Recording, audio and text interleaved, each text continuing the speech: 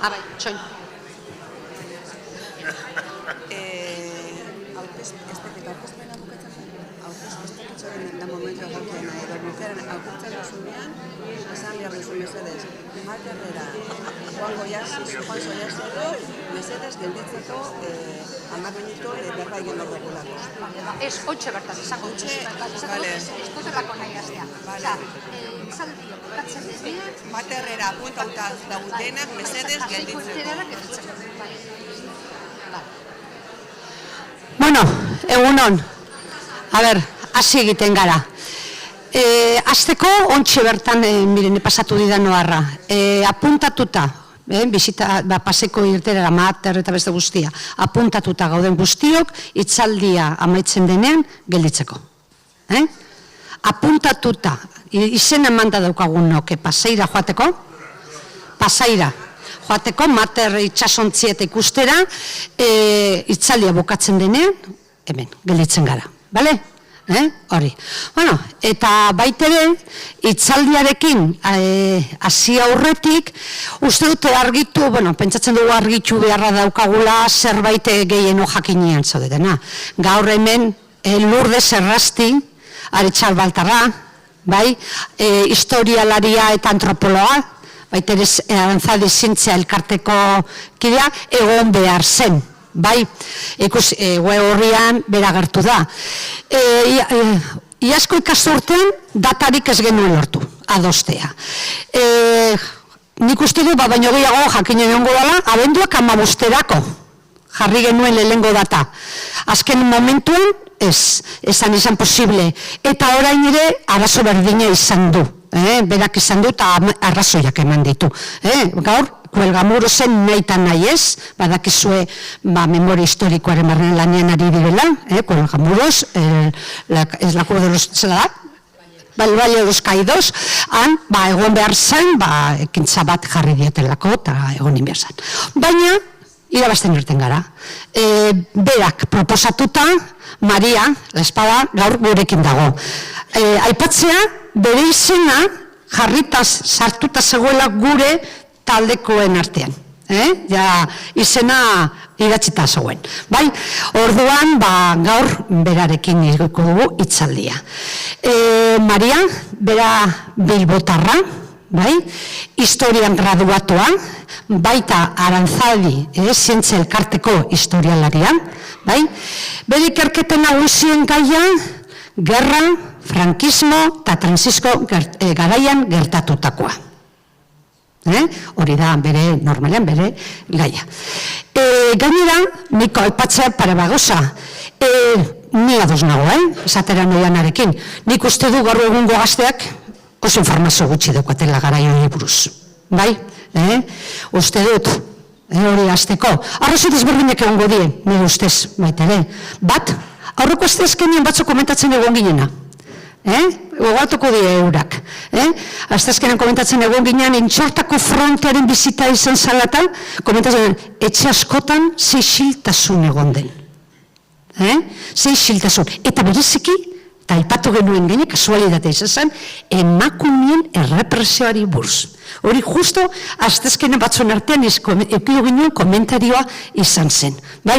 Horreganak ekarri du, egotegu goden egoeran. Gaur, gazte bat daukagu, gazte bat, informazio gehiago eskeniko duena garai horri buruz. Berak aukeratu duena, izan da emakumeen aurkako errepresioa, gerra zibilian eta frankismoan. Eta honena, bera hitzamatea. Nahi dozunean, Maria? Eskerrik asko. Eskerrik asko aurkezpenagatik da eskerrik asko dan hori hurbiltzeagatik. Eta ekingo diogu gaurko hitzaldiari. Tituloan ageri den moduan gaurkoan emakumeak eta gerra zein frankismoari buruz hitz egingo dizuet.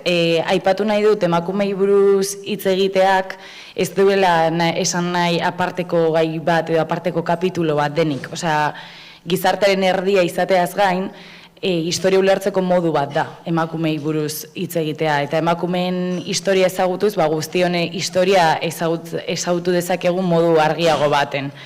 Zergatik, emakumeekin gertatutakoak begiratzerakoan, argi ikusi dezakegulako, erregimen autoritario batek egunerokotasunean zelan jarduten zuen, ezta?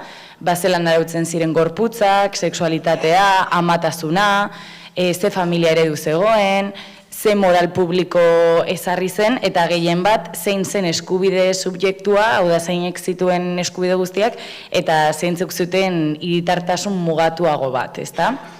Eta horreki aipamen hori eginda, hasiko naiz gaurkoarekin. Eskema bat erakutsi nahi dizuet, zuentzako nahiko ezaguna izango dela, hemengo gehiengoak parte bat bizi izan zenuten ziur aski, eta nahiko sinplea da, eta hau da gaurkoan jorratuko dugun nepea. Lehenengo puntua 1931an dago, Bigarren Errepublika hasi zen unea, ostean 36tik 39ra Gerra Zibila, eta azkenik frankismoa.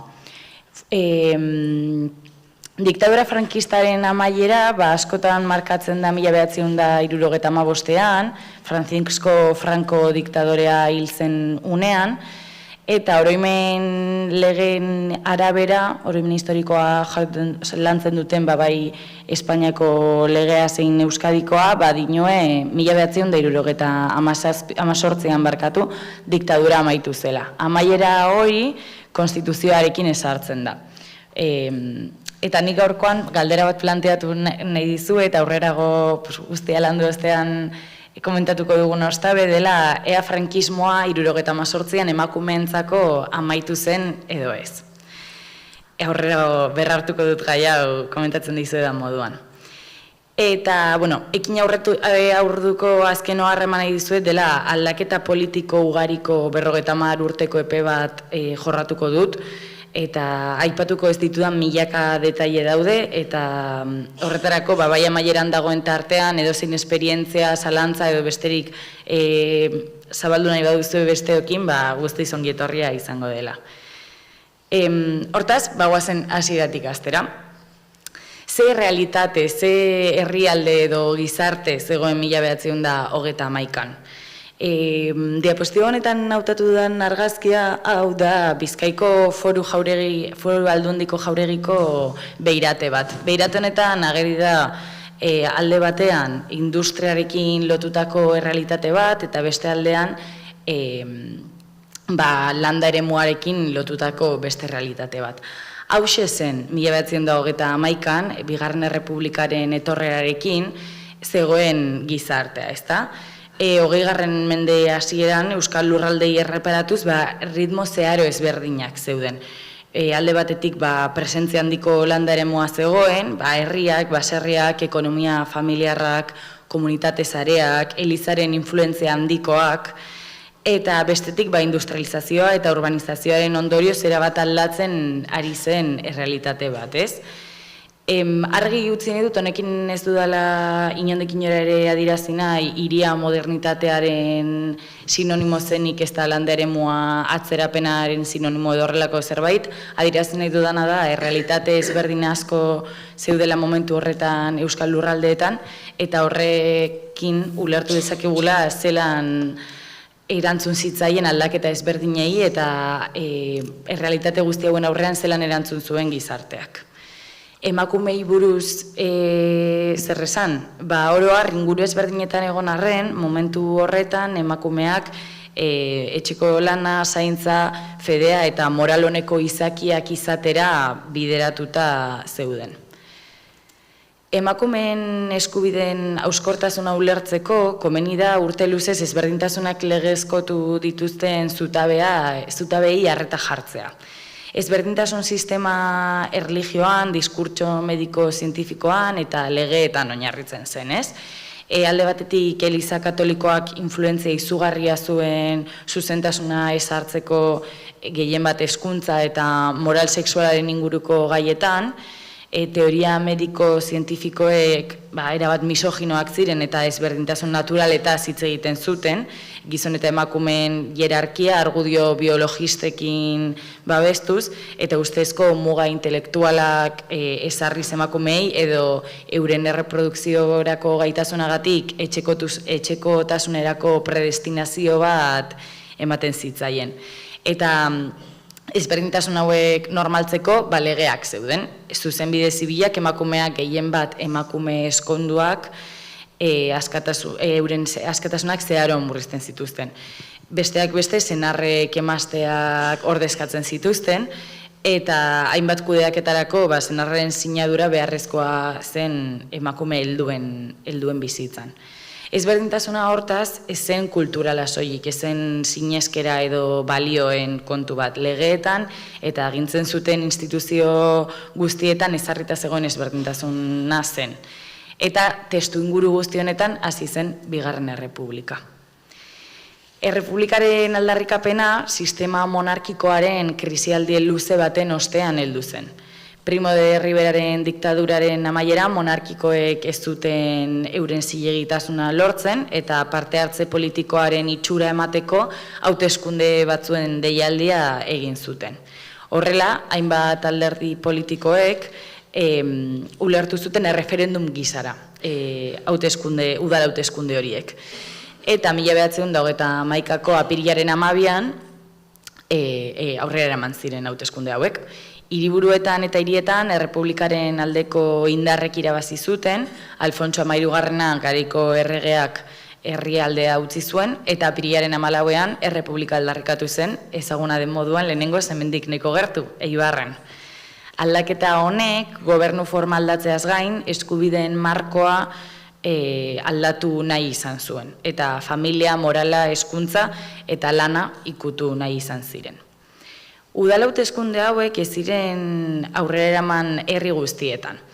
Indarrean zegoen hauteskunde legeak, 1907koak zuen artikulu bat, 29. artikuloa, adierazten zuena zinegotzien kopurua, eta zinegotzi izateko aurkeztutakoen kopurua berdina izatekotan, ez zela bozkatu behar. Adibidez, Aratxabaletan 11 zinegotzi behar baziren eta 11 pertsona aurkezten baziren, ez zen egiten hauteskunderik.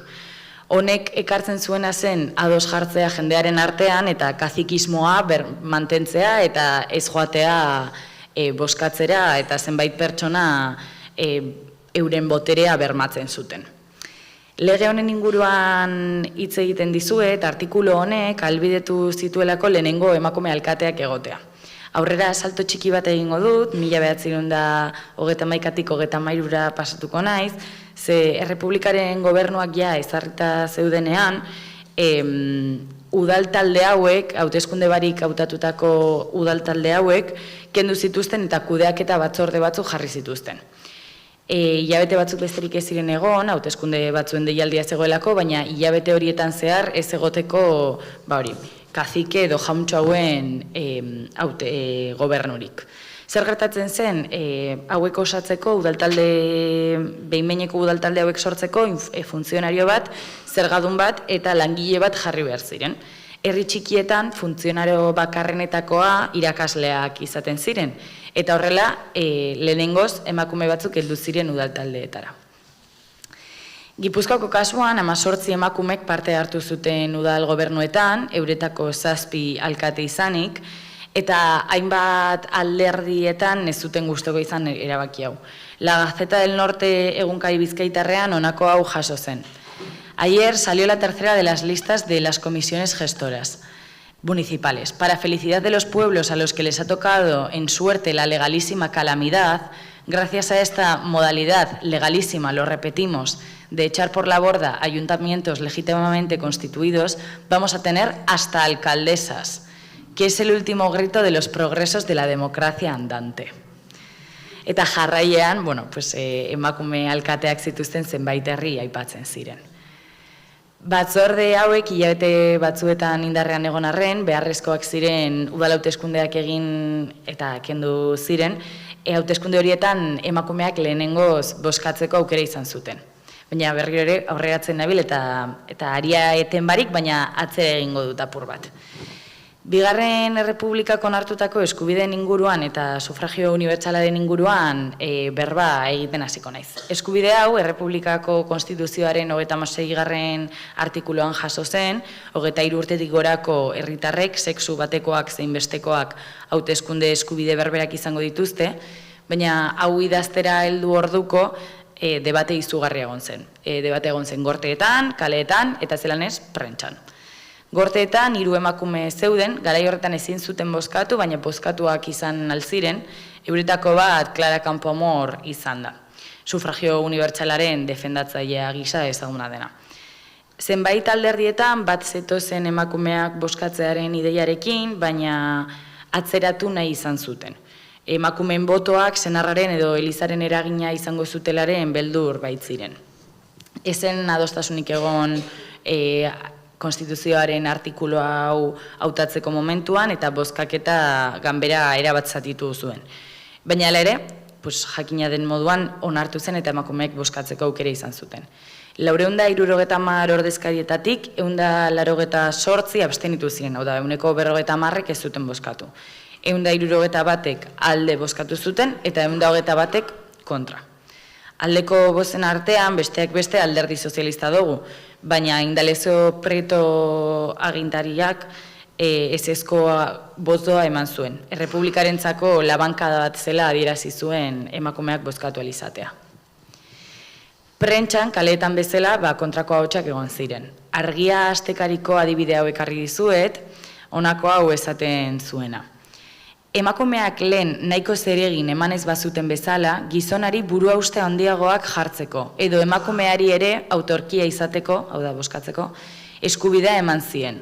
Hutsa eskubide hori berak hartu izan bazuten, baino gizonak eman, bi emaitza egin zituan gizonak emakumeari autarkia izateko eskubidea eman zionean. Emakumeari autarkia eta gizonari buruhaustea. Degarria da, hau esan ostean, emakumeen boza eskubideak bi emaitza zekartza zela emakumeen botoa eta gizonen buruhaustea, artikuluak emakumei botoa eskatzen diela. Eskatzen die boto eskuindarra eta katolikoa eman dezaten. Kuriosoa da, praktikan eskubide hau nahiko txo erabili zela. Olaberrian, Gipuzkoan, ikerketa baten parte hartzeko aukera izan nuen, eta artxiboan honako dokumentu hau agertu zen. Dokumentu hau hauteskundetako akta da.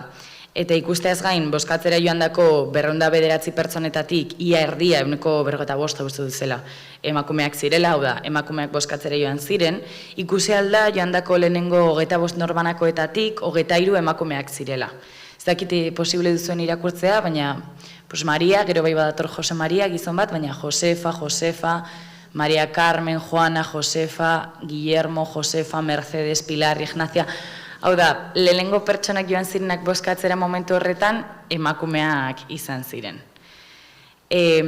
Hainbatetan aipatua den bozkatzeko eskubideaz gain, Bigarren Republikak beste hainbat aurrera pauso ekarri zituen emakumeen egunerokotasunean gainera ondorio nabarmenagoak izan zutenak. Hasteko konstituzioak berdintasuna eta ez bereizteko oinarriak ezarri zituen. Testuaren 2. artikuluan legearen aurreko berdintasuna aitortzen baitzen. Gainera, testu berdinak, konstituzioak, lehenengo aipatzen zuen eskontzen oinarria berdintasuna zela. Eta bikote eskonduak banatu alzirela. Eta horretarako, 32an dibortzioko legea garatu zen. Honetaz gain, eskontza zibila ere onartu zen, familia eta bikotearen sekularizazioa ekarriz, eta bikote eskonduei dagokionez beste aurrera pauso bat izan zen bizitoki askatasuna ezarri zela. Ordura arte, senarrek ezarritako bizitokian bizitzeko beharra zuen eskonkide biak, hau da, gizona leku aldatuz gero, emakumeak jarraiki joan behar zen, eta konstituzioak hori apurtu zuen. Gaia apur bat aldatuz, Errepublikak antisorgailuen erabilera legeztatu zuen eta abortuaren eskubidea bideratu. Egiari zor, aipatu behar da, gerra hasita zegoela bideratu zirela eta hemen Euskal Herrian ez zelako eraginik izan. Hala ere, aipatu nahi ditut bi neurri hauekin gertatutakoa laburki. Ardunaldiaren etenaldi artifizialaren dekretua 36ko abenduan onartu zen Katalunian. Neurriak ospitaletan legezko abortuak egitea baimentzen zuen eta Federica Montseny osasun ministro anarkista izan zen dekretu honen bultzatzaile nagusia. Antizaurgailuei dagokionez, ezin da esan emakumeen artean erabilera orokortua zegoenik, gizarteak prostituzioarekin lotzen zituelako askotan, eta langileek ezin izaten zituztelako ordaindu. Hezkuntza eta lanaren eremuan, Errepublikak hezkuntza publikoaren eta modernitate sozialaren aldeko proiektu izurgarria martxan jarri zuen. Hezkuntzaren kasuan, publikoa, doakoa, derrigorra eta laikoa bultzatu zuen. Zenbait ate zabaldu ziren, baina aipatu behar da hierarkiak mantendu egin zirela, eta soldata ezberdintasunak, emakumei bideratutako lan zehatzak, sarbide ezberdinak klase edo lurraldearen arabera eta bestelako errealitateak jarraitu zutela. Gainera, esan behar da, soldatapeko lanean sartzeak ez zuela aldaketarik ekartzen zaintza lanetan. Hau da, lan produktiboa edo etxetik kanpoko lana egiten zuten emakumeek, etxeko lana ere egin behar zuten. Eta askotan jornada bikoitza zuten. Etxeko lana gehitzen zitzaielako etxetik kanpo egindakoari. Paperean lorpen asko egon ziren eta gaurkotasun handikoa komentatzen ebien moduan, hala ere, Bigarren Errepublikaren ibilbide laburra eta muga sozialak presente egon ziren prozesu osoan zehar. Gerraren aurretik, zenbait atzera pauso eta desadostasun egon ziren gobernuaren baitan.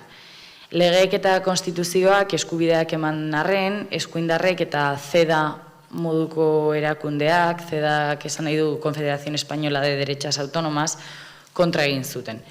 Dibortzioaren kasuan adibidez, kendu egingo zutela adierazi zuten, esanez, emakumeen kontra joaten zela dibortzioaren eskubidea. Euren esanetan, emakumeak babesten zituzten, baina praktikan euren askatasunak mugatu nahi zituzten.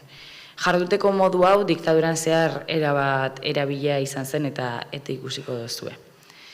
1934-36 urteen artean, aipatutako CEDA honek gobernua osatu zuen eta garai horrek 2 urteko kontserbadore gisa ezaguna da. Erreformen zuzenketek, gero eta ezegonkortasun eta krisi handiagoek, salbuespen eta errepresio politikoek eta krisi eta konstituzio esparroa berrikusteko aleginek markatu zuten garai guzti hau.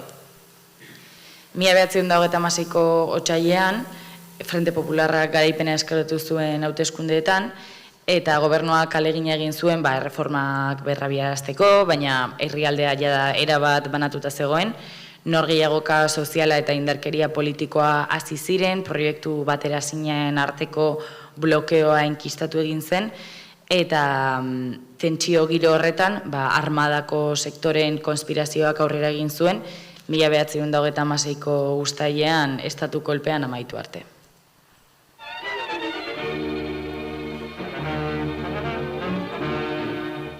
This panorama of desolation was one of Spain's loveliest and most picturesque cities. The holy city, the Basques called it, now a city of death, laid waste in the battle for Bilbao, whether by bomb or by the torch applied by retreating loyalists, remains a question in dispute. 800 civilians died. Only a handful of refugees remain amid the desolate ruins.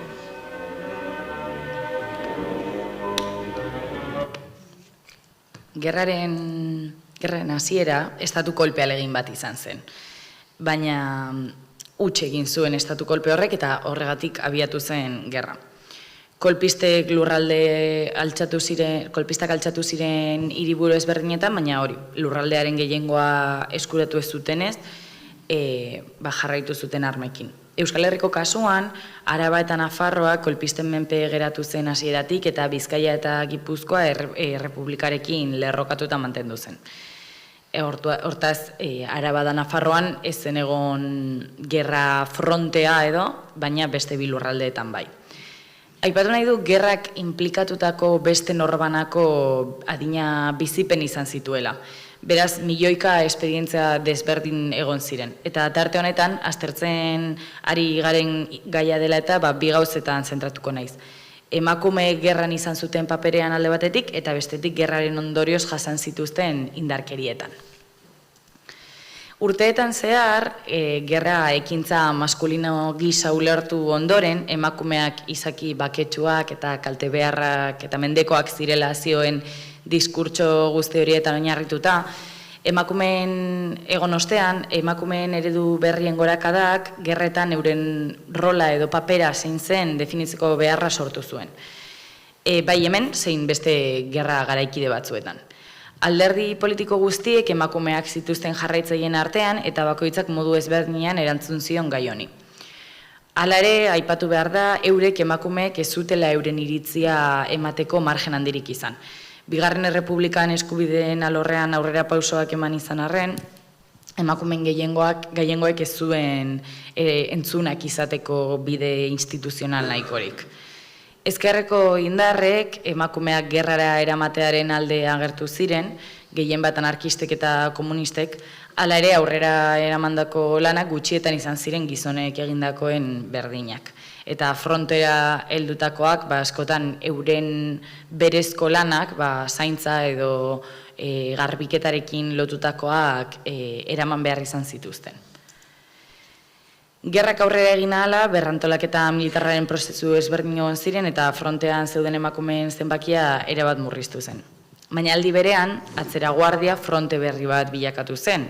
Gizarte zibila helburu militar bat izan zen, bombardeaketen eta gozeten ondorioz gehien bat, eta Euskal Lurraldean, iparraldeko fronteak eta aireko gerrak herriak suntzitu zituen, aste hauetan hainbat urte hurren, atzo adibidez Gernikako bombardaketaren urte hurrena izan zen, edo Durangon martxoaren 31, eta gertakari guzti hauek bilakatu zuten atzera guardia edo zibilen gerra bitarteko bizitza fronte bilakatzea ere.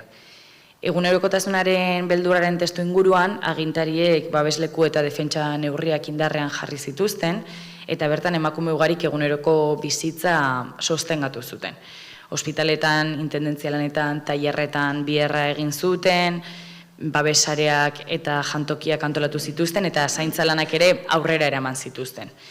Eta hemen, agian ezagutzen ez duzuen perfil bat aurkeztu nahi dizuet, zirela gerrako amabitxiak edo erderazko madrinas de guerra, eta hauek korrespondentzia eta laguntza moraleko praktika bat aurrera eraman zuten. Frontean zeuden gudari edo milizianoei, gutunak, paketeak eta horrelakoak bidaltzen zizkieten, gerraren azpiegitura emozionala bilakatuz. Hor zegoen norbait edo zaintzen zuen norbait esleituz frontean zeuden gazte hauei. Honek genero implikazio nahiko argiak ditu eta emakumeen gandik espero zena argi uzten da, zaintzea eta laguntzea. The world's humanity comes to the rescue of the helpless. Aged and young, all who cannot fight are to be sent out of the beleaguered city on neutral ships.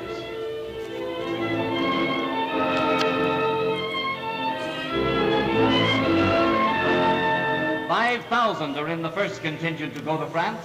Thousands more will follow. Gerraen hasieratik populazioaren leku aldaketak eman ziren. Zenbait antolatutako ebakuazioak izan ziren, baina beste batzuk ihesaldiak edota kanporaketak izan ziren. Gizon ugari gerran edo ezkutuan egonda, emakumeak eta haurrak izan ziren mugimendu horietan egondakoak gehien bat, ez? Euskal kasuan, 1937an, bideoan ikusi berri dugun moduan, Frantziara eta Europako beste herrialdetara Santurtzitik egindako aurren ebakuazioak arras ezagunak dira. Naiz eta aurren ebakuazioak izan, ama, zaintzaile, maistra eta laguntzailean sareak beharrezkoak izan ziren, ume guzti hauek sostengatzeko, eguneroko bizitzan egoteko eta helmugetan bizitza berri horiek eraikitzeko. Herrietatik ebakuatu eta ihes egindakoetaz gain, baita herrietatik kaleratutakoak egon ziren. Kolpistak herriak hartu ahala, errepublikaren defentsan zebiltzatenak eta miliziano zein gudarien senide eta seme alabak herrietatik bota zituzten. 100 adibide daude eta batzuk Agustina Berriri Iturrizarenaren moduko gordinak. Agustina 97 urteko ondarrutarra zen eta 97 urte zituela ondarrutik bota zuten bere ideologiagatik. Ezinezkoa da emakumeen eta gerraren inguruan berba egitea eurei zehazki zuzendutako biolentziak aipatu barik. Hauek indarkeria sexuatuak izena jasotzen dute eta historialariek ikertutakoaren arabera gehien bat bi bide jarraitzen zituzten. batetik indarkeria sexuala eta bestetik bisuala. Indarkeria hauek ez zuten soilik zigortu nahi, emakumeak markatu nahi zituzten, haien komunitatei mezu bat helarazi nahi zieten eta humillatu nahi izan zituzten. Indarkeria bisuala modura izendatzen dira, femenino gisa markatzen diren elementu horien kontra joanez, lotxa publikoa zorraraztea bilatzen zuten ekintzak. Hile mosketak, markajeak, errezino olioa hartzera behartu eta erditik pasiatzen zituzten emakumeak eta antzeko praktikak. Ekintza hauen helburua garaipena erakustea eta beldurra zorraraztea ziren. Eta hauetaz gain, esan bezala, indarkeria sexualak zeuden. Hau da, erasoak, bortxaketak, abusuak, edota elementu sexualak erasotzen zituzten torturak. Eraso guzti hauek ez zuten arrastrorik ikusten dokumentazioan, eta biktimek beldurra, errua edota lotxagatik izilaraziak izan ziren. Hala ere, ezagunak dira adibide batzuk. Zehatzera eramateko, hemendik gertu, Elgetako adibide bat ekarri dizuet, Antoni Telleriarena. Antonik 2 atzamar anputatu zituen. Bere aita hiltzeko tiro egin ostean, Antonik haren eskua jarri zuen aitaren buruaren gainean eta beste 20 tiro eman zuten bera joteko asmoz. Eta horrela galdu egin zituen 2 atzamar hori. Horretaz gain, bere ama kolpez, fusilaren kulatarekin kolpez hil zuten bere aurrean, eta guraso biak hil zituzten hiltzaileak bera bortxatu zuten. Guzti hau 14 urte zituelarik izan zen, eta urte asko beranduago kontatu zuen, urte luzez ezin izan zuen honen inguruan hitz egin. Berak beti pentsatu zuen, herriko norbaitek salatuta heldu zirela soldaduak euren baserrira, etxea ez baizegoen bidetik gertu eta goizaldeko ordu txikietan izan zen.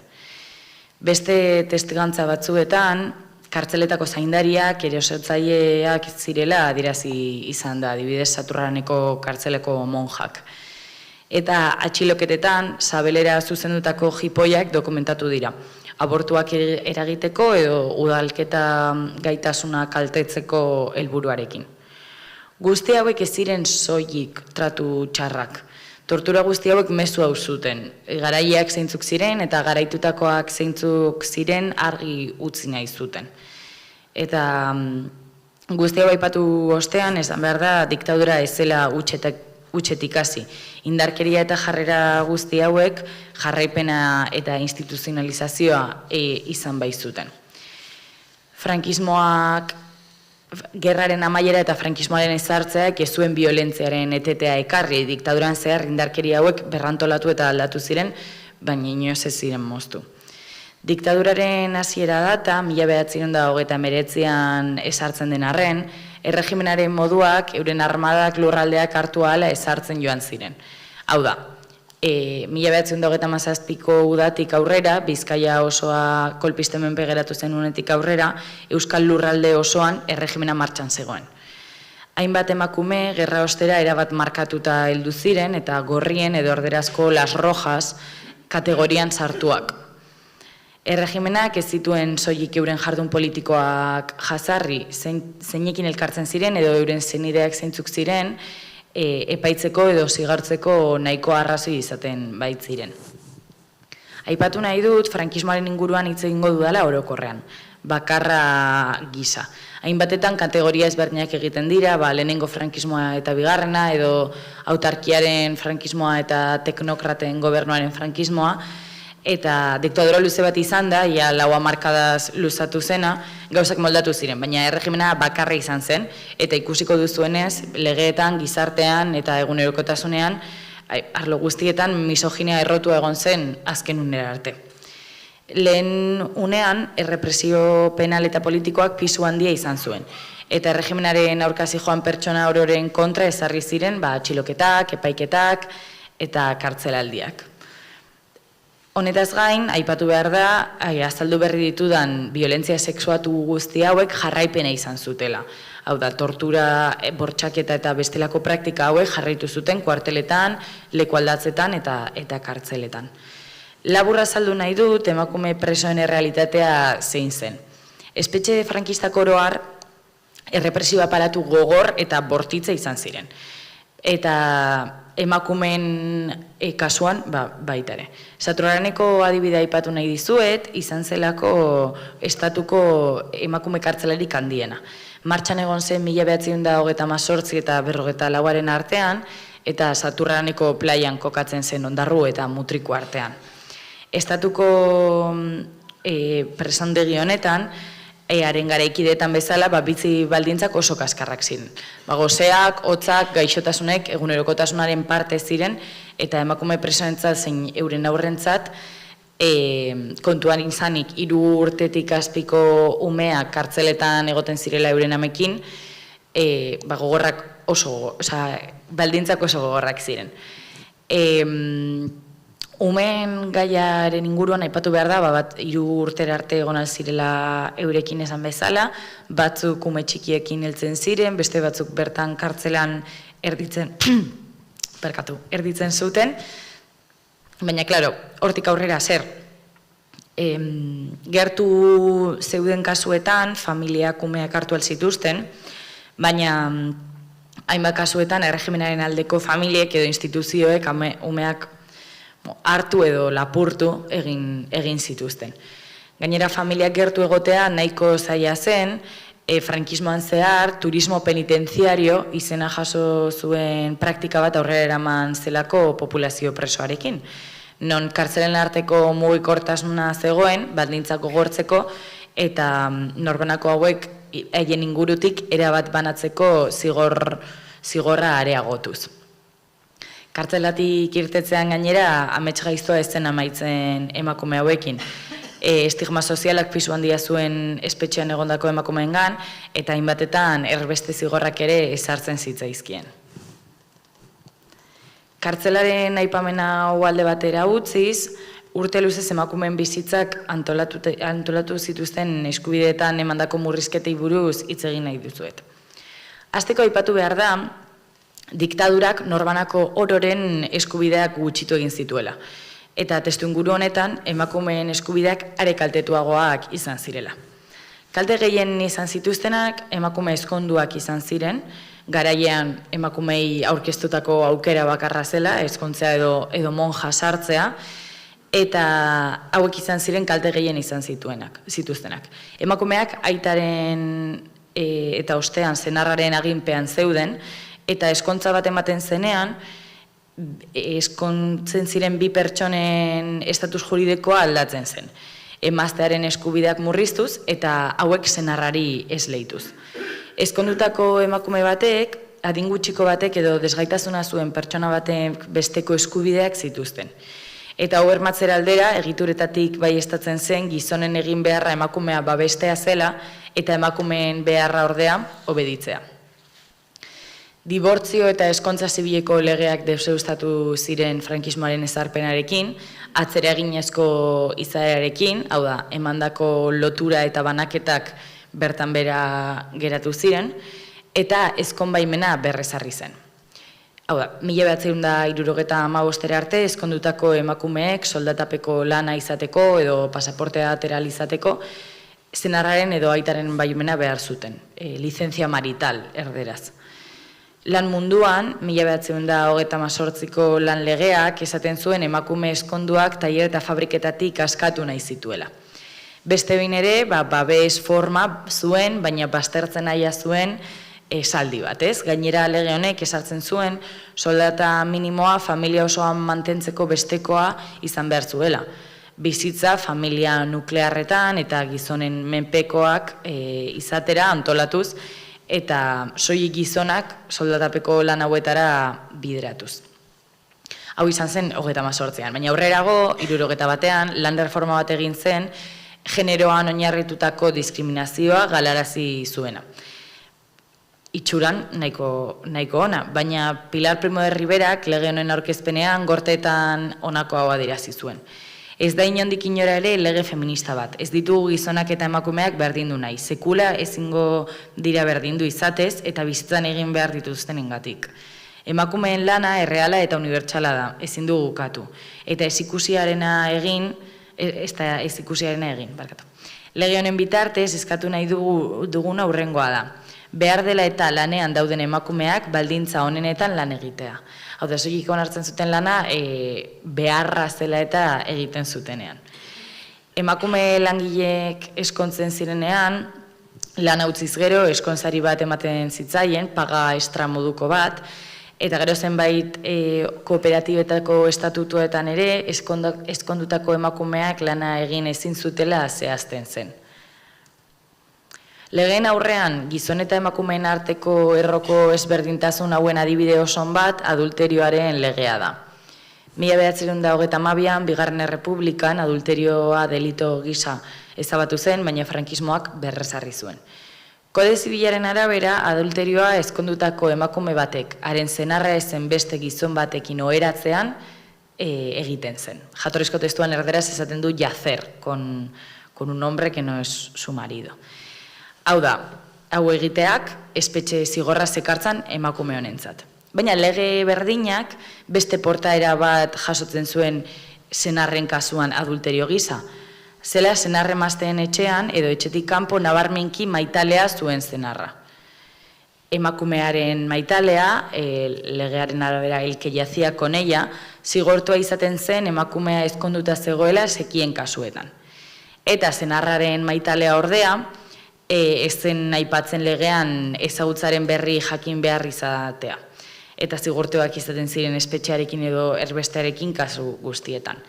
Lege honekin ikus genezake emakumeak adulterak zein maitaleak izan da okerrago ateratzen zirela. Aipagarria da ere, bikoteak salatu behar zuela adulterio hori. Eta garai honetan, non kontu korronte bat irekitzeko senarraren baimena beharrezkoa zuten, ze emakumek salatu zezaken bere senarra horrelako jarrera batengatik. Aipagarria da ere, 1994ean kode penalak beste bi aldagai gehitu zituela. Alde batetik, senarraren baimen barik etxetik alde egiten zuten emakumeak zigortuak izan alziren, espetxe zigorrekin, eta besterik uxorizidio honoris causa, sartu zen indarrean. Hau gizonentzako privilegio bat izan zen. Emaztea edo 23 urte azpiko alaba adulterioan harrapatuz gero, hil edo larri zauritu alzu dituzten bai emakumea zein maitalea. Kasu larrienetan, erbeste zigorrak jaso alzituzten senarrak edo aitek, baina gehienetan ez zuten zigorrik ohorearen defentsa horretan, ez? Ez nuke aipatu barik utzi nahi ez da ere, zelan ez legeek, ez da Eliza Katolikoak, ez zuten sexualitatea autonomia pertsonalaren parte gisa ulertu.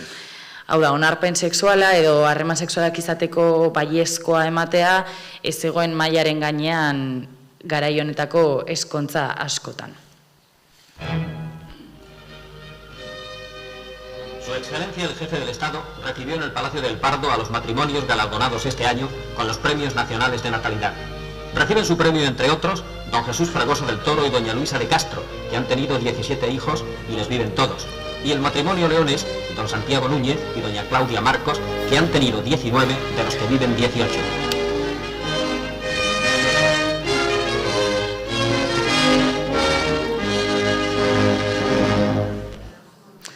Ez dakit ondo entzun duzuen, baina esan du 19 seme-alaba izan zituela eta euretako 18 bizi zirela, ez? Ugalketaren inguruan ere lanketa handia egin zuen frankismoak, ezta? Guzti hauek ez ziren etxeko kontuak edo kontu pribatuak, estatuko politika izan ziren.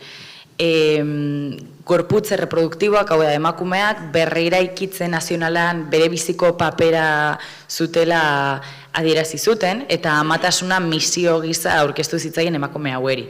Eta horregaitzik 1940tik aurrera, familia ugarien inguruko lanketa egin zen, eta premio de natalidad edo jaiotza tasen sari ezagunak hasi ziren. Sortutako egitura sare eta nazte guzti hau, legeekin eta kartzelarekin mantentzeaz gain, instituzio eta pedagogiaren bidez sostengatu ziren. Alde batetik sekzion femenina zegoen, falangearen parte zena, eta emazte, ama, katolika eta disiplinatua izan behar zen emakume eredu bat ezarri zuten, etxeko aingerua. Ideal hau propagandatik haratago joan zen, irakatsi egin zen, aztertu eta exigitu. Eta hor, bere biziko papera izan zuen Servizio Sozial Femeninok. Ikastaro batzuk ziren, hemengoek ezagutuko dituzu ziurrazki, eta lana egiteko edo kotxeko karneta lortzeko beharrezkoak ziren. Aipatu nahi dut, aprobetxatuz zuen arreta, momentu hartan ez zutela kotizatzen. Miliak bai kotizatzen zuen, baina honek ez. Baina 2020tik aurrera bai. Orduan atzeregineko indarrarekin, hau da, eskatu aldozue baten batek nahi izatekotan jubilaziorako kontatzen duelako hilabete hauek. Eta honen bideo labur bat jarri nahi dizuet. El campamento nos pone en contacto con las normas del régimen sano de disciplina y de alegría que orienta la formación de la sección femenina dentro de la mayor devoción a las doctrinas de la fe y de la patria, para que las futuras generaciones sean, como quería José Antonio, sanas y generosas, con el alma y los ojos abiertos, obedientes a Dios y sumisas a la falange.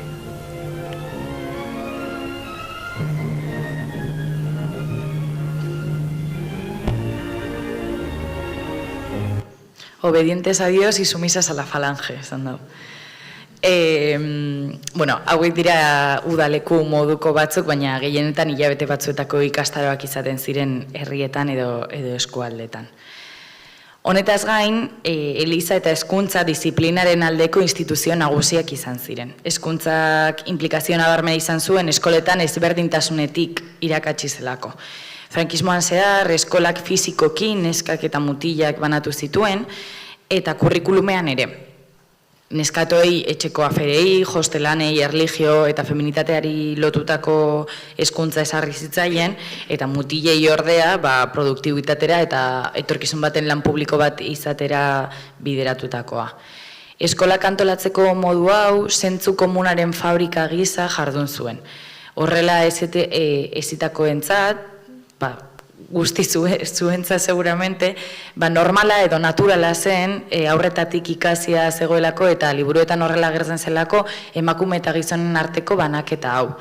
Esan bezala, hezkuntzarekin batera Eliza Katolikoa ere kokatzen zen moralaren ezarketa hauetan, eta autoritate morala izateaz gain emakume eredua zehazteko eta bideratzeko egunerokotasuneko azpiegitura gisa jardun zuen. Aldare konfesionarioek, eskolek, elkartek eta erritualek markatzen zuten onargarria eta duina zena. Eta marko honetan, esan bezala, feminitate ideala amatasunera, sakrifiziora, obedientzara eta virgintasunaren inguruan antolatu zen. Familia, ordena sozialaren oinarria izanik. Ondorioa bikoitza izan zen. Alde batetik, Elizak bertute gisa legitimatu zuen praktikan mendekotasuna izan aldena, eustea, isiltzea eta antzeko jarrerak, eta bestetik emakumeen sexualitatearen gaineko kontrola indartu zen, errua eta ospea gizarte disiplinarako oinarrizko mekanismo bihurtuz. Ekarri dizuedan irudi honetan, ez dakit, ikusi aldo zuen. Agertzen da ikastegietan, herri bateko eskolako materialen zerrenda, ez? Eskola horretarako behar direnak. Da lehen hezkuntzako inspekzioak egindako zerrenda, dokumentu ofizial bat, eta lehenengo 4 elementuak dira, un crucifijo, un retrato del caudillo, un cuadro de la purísima, una bandera. Eta horren ostean ja, materialak gordetzeko armairu bat edo irakaslearentzako maila ageri dira. Hau da, eskolek fabrika bat izan ziren ideologia guzti hau esartzeko momentuan, ez da? Egunerokotasunean, egitura honi, irudi hau erreproduzitzen zuten beste ehundaka estimulo gehitzen zitzaizkion. Adibideen artean, nahiko eraginkorra izan zen Elena Francisen aholku programa, irratian, irratsaio honen oinarria entzuleek bidalitako gutunak ziren, emakumeek Elena Franciseri gutunak bidaltzen zizkieten aholku eske. Eta honen erantzunak askotan disiplina jartzera bideratutakoak izaten ziren. Aguantatu behar zela, sakrifizioak egin, ohorea babestu, familia lehenetsi, kontu guzti hauek. Baina ez zen izan mota honetako propaganda bakarra. Ekosistema oso bat zegoen emakumei bideratutako prentsaren bitartekoa. Arazo estrukturalak ardura intimo bihurtu zituzten, eta emazte ona edo neskatxukuna izaten erakusten zuten. Maila guztietan horrelakoak zeuden, irratsaio handiak zein tokiko aldizkariak. Adibidez hau, Azpeitiako aldizkari honetan, irakurri aldo zuen moduan konzentsura eklesiastika, hau da, Elizaren zentsurarekin, eta artikuloen artean gehienak erderaz egonda hau ikus genezake, non hurrengoa adierazten den. Jaungoikoak gizonari gorputza eta arima eman zizkion, baina hala eta guztiz ere ez zuan guztiz osatua egin. Esan genezake utxune bat utzi ziola eta utxune hori betetzeko emakumea egin zuan. Claro, garaiko emakumeek horrelako mezuak jasotzen zenituzten egunero eta honek sortu zituen zuen identitate eta ideologiak. Ideal honetan sartzen ez zirenak ere zigortuak izan ziren. Eta horretarako, 1951 aurrera, emakumeen babeserako patronatua egon zen. Vigilantzia sareetan eta itxialdi guneekin kolaboratuz, arrisku moralean zeuden gaztetxoak zuzendu nahi izan zituzten. Honetarako, atxiloketen ondorioz edo salaketen bitartez, emakumeak instituzio honetara heltzen ziren eta euren konduktak baloratu ostean erreformatorio edo antzeko zentroetan giltzapetzen zituzten. Arrazoiak ugariak izan alziren.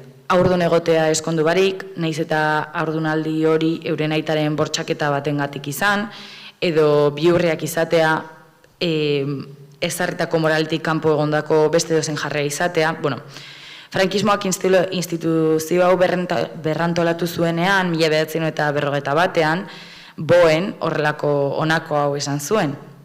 Emakumeen morala duin bihurtzea zela helburua, gehien bat gazteena, euren esplotazioa ekiditzeko, biziotik aldentzeko eta Eliza Katolikoaren arabera hezteko. Ikerketa gutxi daude gai honen inguruan, nahiko orain dela gutxira arte egon zelako indarrean, eta estigma dago oraindik hemendik igarotako emakumeentzat. Hala ere, ugaretzen doaz ikerketa hauek eta garrantzi handia dute. Denbora bat daramat holtza honetan eta hainbat gauza kontatu ditut, baina ere ezinbestean osatu gabeko sintesi bat dugu aurrean, ezta? 40 urtez populazioaren erdiak bizi izandakoa laburtzea oso gatsa da. Ez ditut aipatu adibidez familiak osotasunean zorpetu zituzten ondaren konfiskazioak edo multak, ez da honen ondorioz gosearen eta biziraupenaren arrazoiengatik estraperloan ibilitakoak askotan emakumeak izaten zirela, ez dut azaldu epaitegi eta tribunal ezberdinen arkitektura osoa, erantzukizun politikoen auzitegia, ordena publiko edo tribunal de orden publiko ezaguna, ez ditut azaldu lan publikoetan egondako kaleratzeak, hezkuntzan eta administrazioan gehien bat emakumei eragin zienak, ez dut aipatu ezarritako gorpuzkera zuzena edo zein zen gorputz mota hori, nire belaunaldiko ama eta amamak dietetan izan dituenak bizitzan osoan zehar, ez dut solastu ama izan nahi ez zuten, edo ama izan ezin zuten emakumeen inguruan, zer gertatzen zen haiekin, edo auzoetako emakumeen garrantziaz, herri edo auzo langileetan grebak sostengatzen eta auzoen egunerokotasuna ezautzen zituzten emakume guzti hauek. Aipatu gabe geratu dira zentsura eta violentzia polizialaren urte gogorrenetako esperientzia ugari, eta gainera ez dut nahi beste sakondu bizipen guzti hauetan egondako aldaketetan errealitateen arabera, ez? Landaremuko edo hiriburuetako emakumeen artean.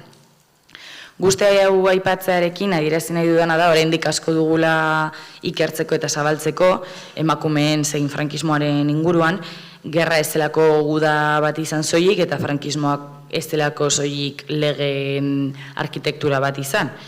Instituzio, zigor, ekonomia eta kontrol sozialaren sare bat izan ziren, egunerokotasunen bizitzaren ardatz guztiek igarotzen zituenak eta bizitza bakoitzean forma ezberdin bat hartu zuenak. Eta honekin, guzti hau esan da, hasieran aipatutako galderara bueltatu nahi dut. Emakumeentzat frankismoa 1978an amaitu altzen. Jakina den moduan, 1975ko azaroan, diktadorea Francisco Franco hil zen, eta berak ezarritako oinordeak estatuaren buruzagitza hartu zuen, Juan Carlos Lehenengoa. Eta lege frankistekiko leialtasuna zin egin zuen, eta errege izendatu zuten. Lege frankisten erreformaren bitartez, trantsizioa izena jaso duen epea hasi zen, egitura juridiko baztertzailearen ezabapena edo berrantolaketa gutxinaka egin zen, eta hau nahiko nukena, baino gehiago luzatu egin zen. Konstituzioa onartu aurreko garaian, hau da 1978 aurretik, zenbat aldaketa egon ziren. Adulterioaren delitoa ezabatu zen, eta handik gutxira urte berdinean antisorgailuen propaganda eta salmenta haien gaineko zigorra ezabatu ziren. 1978ko abenduan esan bezala konstituzioa ezarri zen, egun indarrean jarraitzen duena eta erreferendumaren momentutik bertatik atxikitze maila ezberdinak izan zituena, eta honek konstituzioak oroimen historiko eta oroimen demokratikoaren legeen arabera diktadurako amaiera puntua ezarri zuen. Eta egia da honek paperean berdintasuna eta diskriminazio eza ezarri zituela, baina ez zituen aurreko lege guztiak ezabatu, ez zituen urte luzez indarrean egondako instituzioak deseraiki, eta are gutxiago ezarritako morala edo ideologia deseraiki. Hau dela eta, konstituzioa onartuta eta ustez demokrazia murgilduta oraindik ere baztertzaileak ziren hainbat lege indarrean zeuden eta deuseztatzeko beharra zegoen. 1981 zuzenbide zibilan aldaketa handia egon zen familiari lotuta eta urte berdinean banaketa eta dibortzioa onartu ziren. Hau da, Franco hil eta 6 urteetara. Legetaz gain instituzioak ere kendu behar ziren, besteak beste, aipatu berri dudan emakumeen babeserako patronatua 1985 arte indarrean egon zen, martxan egon zen. Eta 1978ko konstituzioarekin amaitu ez izanaren adibide argi bat nire ustez abortuaren legea da. Lehen azaldu da moduan, 1926an Katalunian lortutako baldintzak ezarri zirenak, horrek ez ziren berrezarri 2010 arte.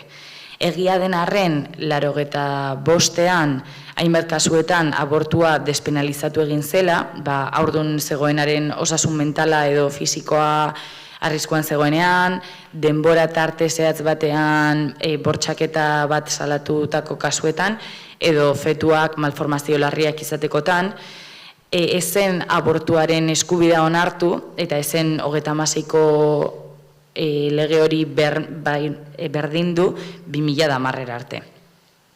Honekin lotutako adibide arras ezaguna da Basauriko amaikena edo Las 11 de Basauri, 1976an, diktadorea hil ostean, poliziak Basauriko 11 lagun atxilotu zituen abortuarekin lotutako delituak argudiatuz. Prozesua urteetan luzatu zen eta 85 arte egon zen martxan.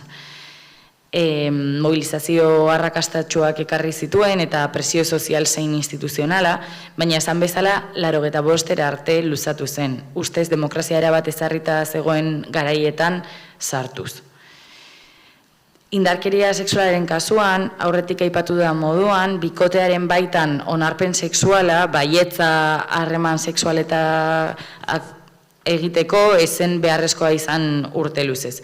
Eta 89ko sexu delituen lege organikoak modu nabarmenean aldatu zituen lege enfoke aldaketa bat egon zelako. Baina hala ere bilakaera juridikoa eta soziala motela izan zen eta ezen egun batetik bestera aldatu. Kontu guzti hauengatik egiten izuen hasierako galdera, ea noiz amaitu zen frankismoa emakumeentzat, frankismoaren amaierari data bat jartzea ez delako erraza, ez delako nahikoa ez da ere askotan, eta egunerakotasuna begiratu behar da, amumekin hitz egin behar da, eta ikusi zer ezabatu den, zer luzatu zen eta zer geratu den oraindik ere, ezta?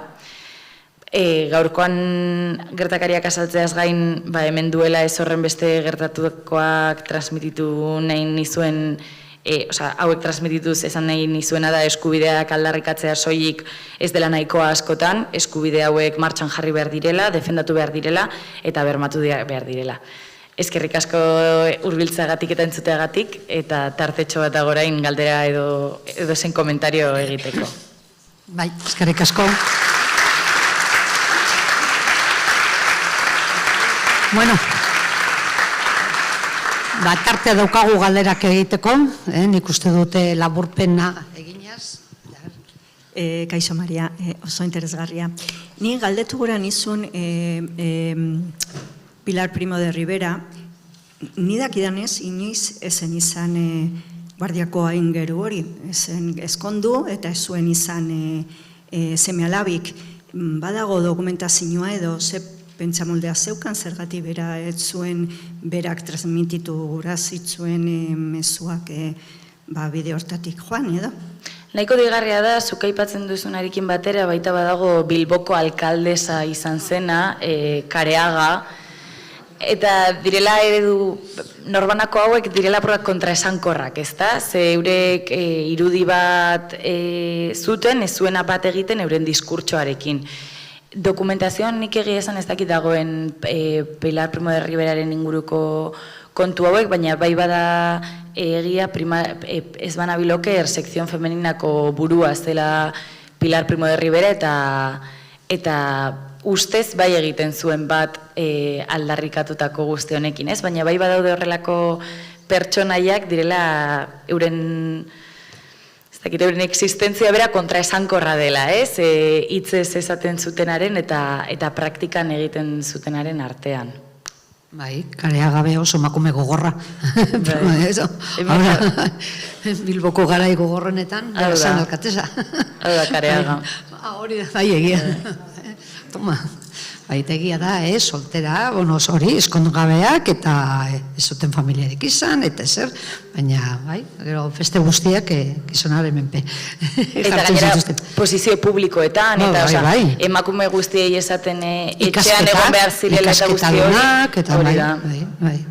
Bai, kontraesana badago. Kaldera gehiago? A ber, atematan. Zen, bat-batan ematzen da. Momentu honetan, zure ikerketak, ze buruz, ari dira, honen barnean?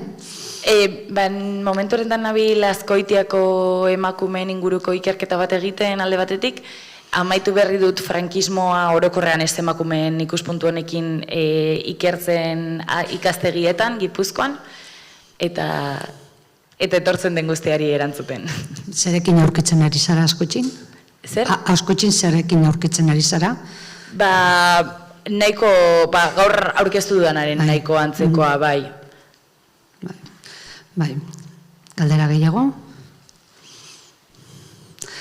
Hori, lehen badaukazu bideoan Elgetarren komentarioan, bere azalpena? Bai. Jartzeko kera, bai? Bai, jarriko dut. Batzuk entzun dauki izango dute, beste batzuk uste dut, ez?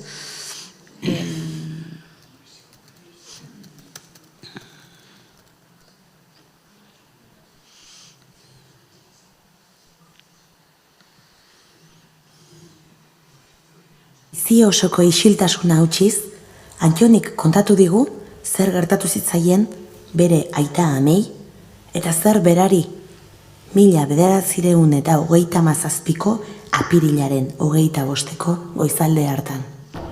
Gu etxien genden, nire gurasoekin, baina nik nire iritsi bat esangot eta goizeko 3:00 hemen kaletik nire bazarretxa kanpotar batzuk ezilik ibilau.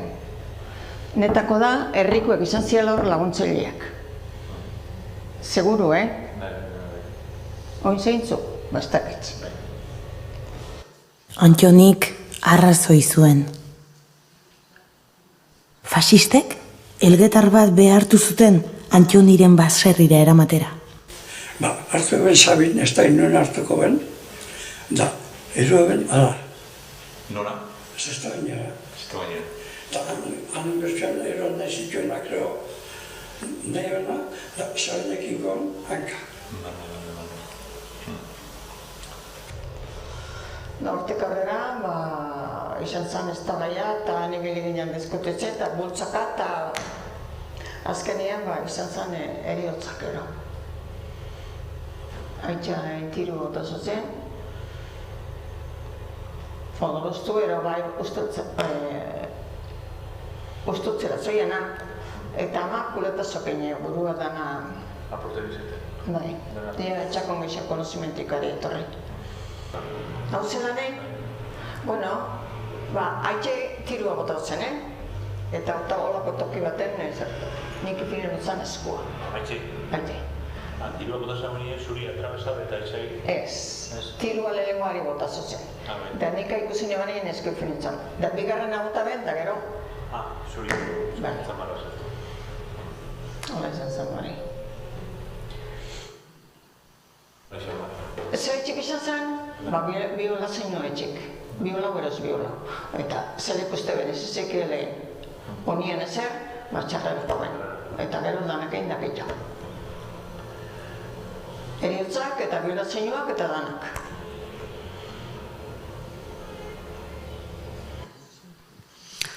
Bueno, ez da, geure aurrelako zenbat egongo ziren garai hartan. Eta ez dienak esan, ez dienak orain arte aipatu. Hori da, momentu honetan berreskuratu beharra dagona. Poliki-poliki, lehen esan dugun etxean isiltasuna. Batzutan, hitz egiten zan, baina beti kalekoak entzun gabe. Hori goten zan. Etxean da, baju, ez jakiteko, ez entzuteko ingurukoek. Bueno, bai, galdera gehiago. Maria, eskerrik asko, etortzeagatik, eta jarraitu zure lanen.